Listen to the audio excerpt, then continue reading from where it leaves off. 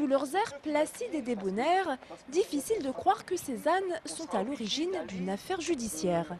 Et pourtant, leurs propriétaires comparaissaient aujourd'hui devant la cour d'appel d'Angers.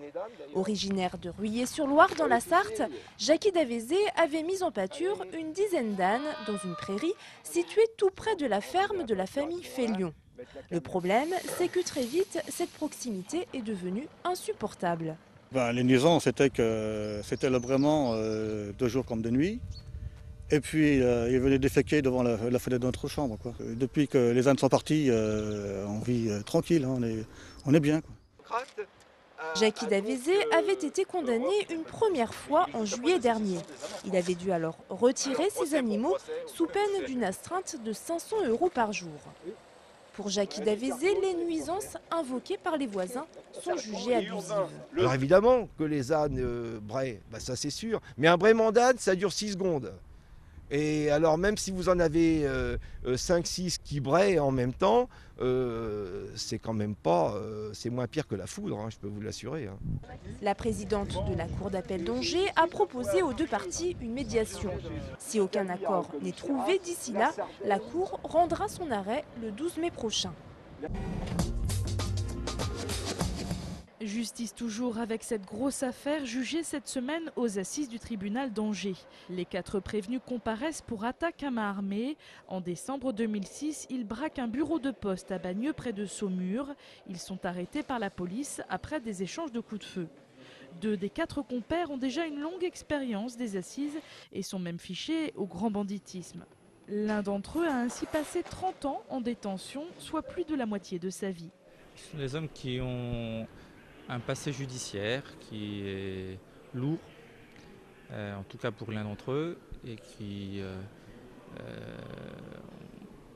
semble-t-il une personnalité difficile. À procès exceptionnel, dispositif exceptionnel, de nombreux policiers, notamment du GIPN, contrôlent la salle et les personnes venues assister au procès. On s'attend donc à l'audience à une grande histoire de braquage qui a mal tourné, mais étonnamment c'est plutôt l'inverse.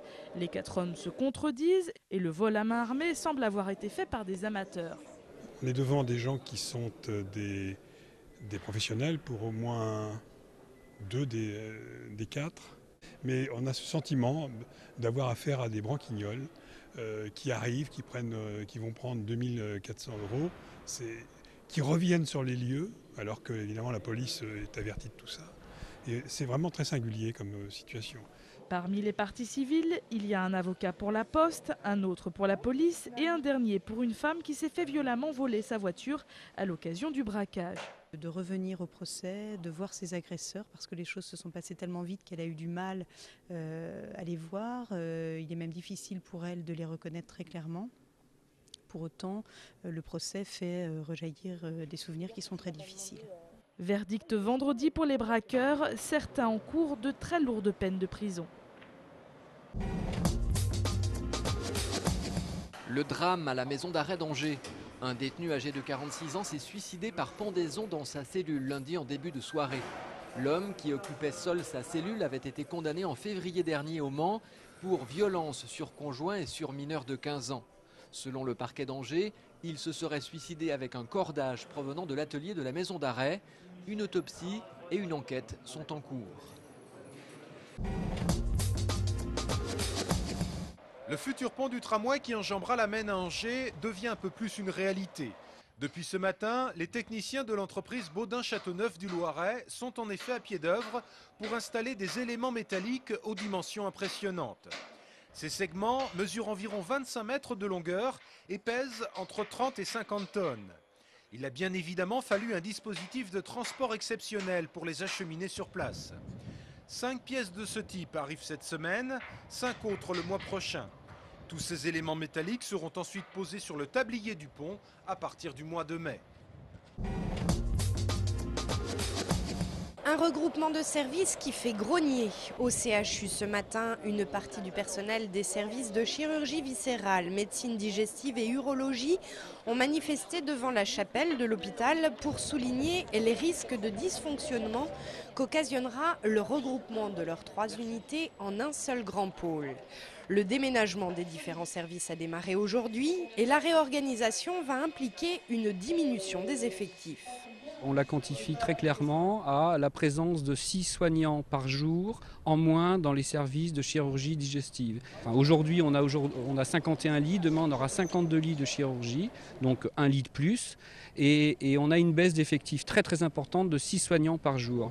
Dans ces conditions, les blouses blanches ont peur de ne pouvoir à l'avenir s'occuper de leurs patients correctement.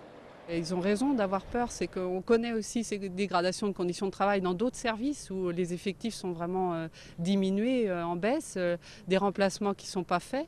Et là, on sait que c'est calculé au plus juste, voire vraiment au minimum, et qu'ils seront 6 soignants de moins dans certains services par jour. Et c'est quand même quelque chose de très important, quoi. La direction du CHU, contactée ce matin, n'a pas souhaité commenter le débrayage de ses personnels. Le déménagement des différents services du pôle hépato-urodigestif devrait s'étaler jusqu'au mois d'octobre prochain. Hakuna Matata à vous! En cette période de crise, les comédies seront sans doute appréciées par le public. Pourquoi pas celle-ci, Safari, réalisée par Olivier Barou, le complice de Cadmerade. L'équipe du film était à Angers lundi soir pour présenter son avant-première. L'histoire d'un groupe de touristes en plein safari en Afrique du Sud, seuls face à la nature sauvage, et justement pas vraiment aidés par leur guide. Normalement, lorsqu'on fait un safari dans des conditions normales, tout se passe bien. Vous êtes logé dans des lodges magnifiques, vous êtes entouré de professionnels qui vous expliquent la nature, la brousse. Mais là, dans ce film-là, Richard Dacier, interprété par Cad, c'est tout le contraire. Ça fait 30 ans qu'il n'a pas mis les pieds dans la brousse, il a tout oublié, il ne sait rien. Et donc, il va emmener ces touristes-là dans une aventure qui finalement va être un cauchemar, quoi. C'est pour ça que c'est drôle. En tout cas, j'espère que c'est une comédie, quoi. Olivier Barou signe son 2e film, une pure comédie, grand public et grands espaces. Sortie prévue le 1er avril. Normalement, là, maintenant, on devrait tomber sur le désert. Merde, il n'est pas sur ma carte.